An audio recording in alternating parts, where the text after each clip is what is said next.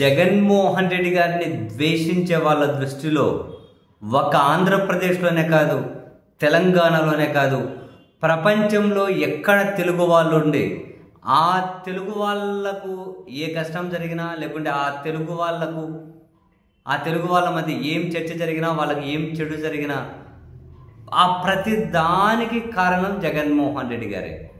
తనను ద్వేషించే వాళ్ళ దృష్టిలో మొత్తం ఈ భూమి మీద తెలుగు వాళ్ళు ఉన్న ఎక్కడ ఏం చెడు జరిగినా దానికి కారణం జగన్మోహన్ రెడ్డి గారే. మీరు ఏ అంశమైనా తీసుకొని మొత్తం తిప్పి ఆయన దగ్గరికే వస్తారు. ఇప్పుడు ఫర్ ఎగ్జాంపుల్ తెలంగాణలో జరుగుతున్నటువంటి ఏకంగా అక్కడ ప్రభుత్వంలో ఉన్న ముఖ్యులే అఫీషియల్ స్టేట్మెంట్లు అంటూ ఇస్తున్న మాటలు ఏంటి? ఆంధ్రప్రదేశ్ ఉప ముఖ్యమంత్రిగా ఉన్న వ్యక్తి తెలంగాణ ప్రజలను అవమానించాడు, తెలంగాణ ప్రజలను బాధ పెట్టాడు, క్షమాపణ చెబితేనే ఆయన సినిమాలు ఆడనిస్తాం అని చెప్పి మినిస్టర్ చెప్పారు.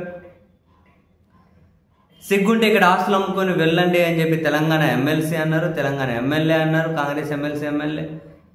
బ్రెయిన్ పనిచేస్తుందా, మానసిక స్థితి బాగుందా అని చెప్పి జగదీశ్వర్ రెడ్డి గారు అండ్ తెలంగాణ ఎమ్మెల్సీ బల్మూరి వెంకట్ వీళ్ళు అన్నారు. ఇంత జరుగుతోంది. ఎందుకని అన్నారు?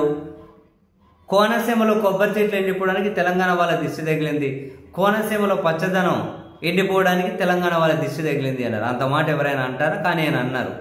ఈయనంటే అటువైపు వాళ్ళ నుంచి వాళ్ళు తీవ్రంగా రియాక్ట్ అవుతూ ఉన్నారు.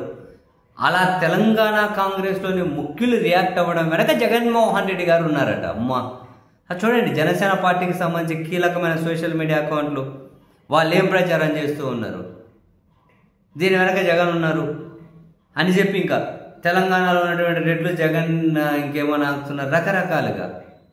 తెలంగాణ కాంగ్రెస్లో ఉన్నటువంటి లేకుంటే తెలంగాణలో రాజకీయ పార్టీల్లో కొందరు ఎక్కువగా రెడ్లు స్పందిస్తూ ఉన్నారట ఈ అంశం మీద. అందరూ స్పందిస్తున్నారు. ఇప్పుడు బల్మూరి వెంకట ఏమన్నా రెడ్డే? సిగ్గుంటే ఆస్తులు వదులుకొని వెళ్ళిపో, నీ కుటుంబాన్ని తీసుకుని వెళ్ళిపో, క్షమాపణలు చెప్పకపోతే తరిమి కొడతామన్నారు. ఆయన ఏమన్నా రెడ్డే? చాలామంది అంటున్నారు. కానీ వీళ్ళ వెనక జగన్ ఉన్నాడు అని ప్రచారం. తెలంగాణలో రెడ్లు మాట్లాడితేనే జగన్ ఉన్నారు, ఆంధ్రప్రదేశ్లో రెడ్లు మాట్లాడితే రెడ్ల వెనక జగన్ లేరా? ఆంధ్రప్రదేశ్లో రెడ్లందరూ జగన్ పార్టీలోనే జగన్ వెనకే ఉన్నారా? ఏమైనా అర్థం ఉందా? అని ఇప్పుడు తెలంగాణ కాంగ్రెస్ నడిపిస్తున్నది కూడా జగనేనా? తెలంగాణ కాంగ్రెస్లో మినిస్టర్లు, ఎమ్మెల్యేలు, ఎమ్మెల్సీలు, బీఆర్ఎస్లో మాజీ మినిస్టర్లు, మిగిలిన తెలంగాణ సమాజం చాలామంది స్పందిస్తున్నారు. వీళ్ళ మొత్తాన్ని నడిపిస్తున్నది జగనేనా? బాబోయ్, జగన్ చాలా బలవంతుడు. అయితే జగన్ చాలా బలవంతుడు. ఢిల్లీ బీజేపీ నడిపించగలడు, తెలంగాణ కాంగ్రెస్ నడిపించగలడు, ఇంకా నయం ఇంకా పక్క రాష్ట్రాలు పక్క దేశంలో కూడా జగనే నడిపించగలడని చెప్పి అనగలుగుతారేమో. మనం ఏం మాట్లాడుతున్నాము కాసింత కంట్రోల్లో ఉండి మాట్లాడాలి.